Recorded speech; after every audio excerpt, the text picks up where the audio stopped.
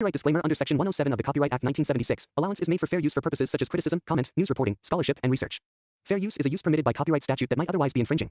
Nonprofit, educational, or personal use tips the balance in favor of fair use.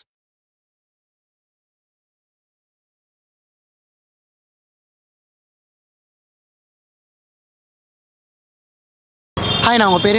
என் பேர் Manimaran. Okay, இப்போ வந்து tech pass Sudarshan பற்றி ஒரு வைரலாக ஒரு நியூஸ் அந்த இதெல்லாம் போயிட்டுருக்கு. என்னென்னா அடடா கிரியேட்டர்ஸ் வந்து அவங்களுக்கு கீழே வர்றது தான் இந்த டெக் பாஸ். அப்போது அவங்க வந்து டெக் பாஸ்லேருந்து வெளியே வந்துட்டுருக்காங்க. அதை பற்றி உங்கள் கருத்து என்ன? இல்லை, என்னை பொறுத்தளவு பார்த்தீங்கன்னா டெக் பாஸ் கம்பெனி மேலே தான் தப்பு இருக்குன்னு நினைக்கிறேன். அடடா கிரியேட்டர்ஸா?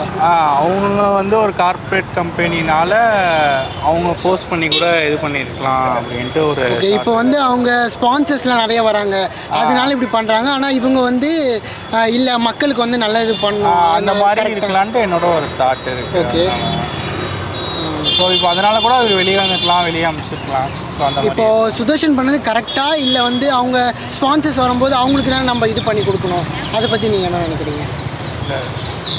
மக்களுக்காக நினைக்கும் போது அவர் பண்ணது கரெக்டாக தான் இருக்குது. ஏன்னா ஸ்பான்சர்னாலும் நம்ம வந்து ரொம்ப இப்போது இது இப்படி இருக்கிறத வந்து ரொம்ப ஹைப் பண்ணி இது பண்ணக்கூடாது. ஒரு நார்மலான ரிவ்யூ தரலாம். ஸோ அந்த மாதிரி அந்த வகையில் பார்த்தோம்னா அவர் பண்ணுறது கொஞ்சம் கரெக்டாக தான் தெரியுது.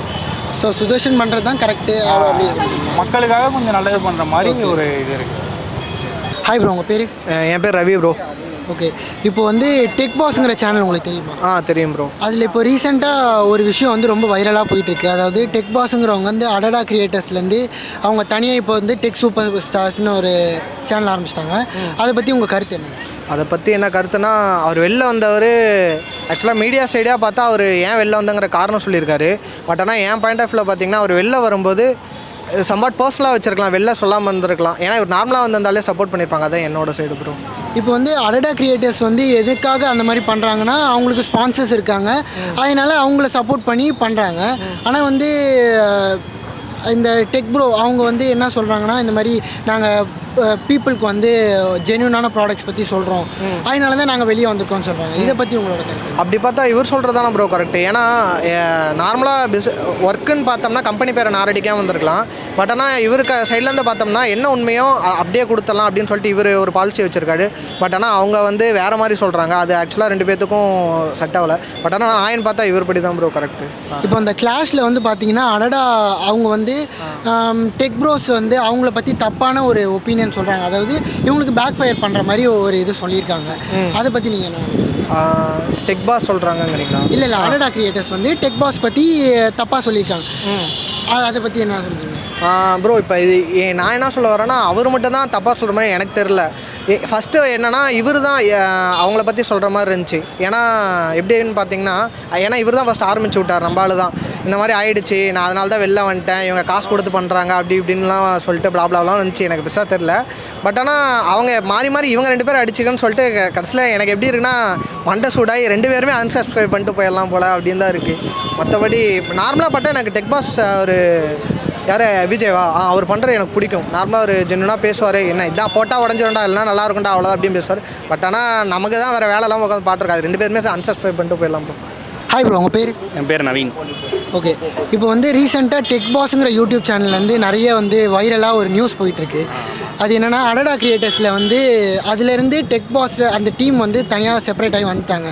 அதை பற்றி ஒரு வீடியோ போட்டிருக்காங்க. அதை பற்றி உங்கள் கருத்து? அது போட்டது என்னென்னா கரெக்டு தான். அவங்க ஃபஸ்ட்டு வீடியோ போட்டது அவங்க ஏன் வெளியே வந்துட்டு ஒரு ப்ராப்பர் ரீசன் கொடுத்துட்டாங்க. அது வந்துட்டு அந்த டெக் சூப்பர் ஸ்டாருக்கு ஒரு இது தான், நல்லது தான். நான் இந்த மாதிரி வெளியே வந்துட்டோம். ஏன்னா நிறைய பேத்துக்கு தெரியாது, அவங்க தான் இதுக்கு டெக் பாஸ் தான் அதோட ஓனர் அப்படின்னு நினச்சிட்டு இருப்பாங்க. ஆனால் அவங்களுக்கு நிறைய பேத்துக்கு மக்களுக்கே தெரியாது அடடா கிரியேஸ் தான் உண்மையான ஓனர் அப்படின்ட்டு. அதனால் அவங்க வீடியோ போட்டது கரெக்டு தான், முதல் வீடியோ. இப்போ வந்து அடடா கிரியேட்டர்ஸோட சேனல் தான் அது. அவங்க வந்து ஸ்பான்சர்ஸை வந்து அதனால அவங்க இந்த மாதிரி கண்டென்ட் எடுத்து போடுங்க அப்படின்னு சொல்லி இவங்களை கம்பல் பண்ணுறதா அவங்க சொல்லியிருக்காங்க. அப்போது வந்து அவங்க சைடில் அது கரெக்டு தானே? அவங்க சைடில் அது கரெக்ட்னாலும் இவங்க தானே பிராண்ட் அம்பாசிடரு. இவர் சுதர்ஷன் ப்ரோ தான். அவர் தான் வந்துட்டு டெக் பாஸ்னாலே இவர் தான் தெரியும், எல்லா மக்களுக்கு எல்லாத்துக்குமே அவர் தான் தெரியும். ஏன்னா இப்போ அவருக்கு அந்த கண்டென்ட் பிடிக்கிறனால இவங்க வந்துட்டு இல்லை அந்த மாதிரி வெளியே வரேன் அப்படின்னு சொல்லியிருக்காங்க. அதனால் வந்துட்டு இவங்க இந்த மாதிரி பெய்டு போகிறதா அவங்களுக்கு பிடிக்கல, ஆர்கானிக் கண்டென்ட்டாக போடுங்க அப்படின்னு சொல்லி கேட்டிருக்காங்க. அது அவங்க ஒத்துக்காதனால தான் அவங்க வெளியே வந்திருக்காங்க. அது சுதர்ஷன் தான் கரெக்டாக, அவங்க நான் தப்பு தான் சொல்லுவேன். இப்போ சுதர்ஷனை பற்றி வந்து அடடா கிரியேட்டர்ஸ் கொஞ்சம் இது சொல்லியிருக்காங்க, அதை பற்றி நீங்கள் என்ன நினச்சிருக்கீங்க?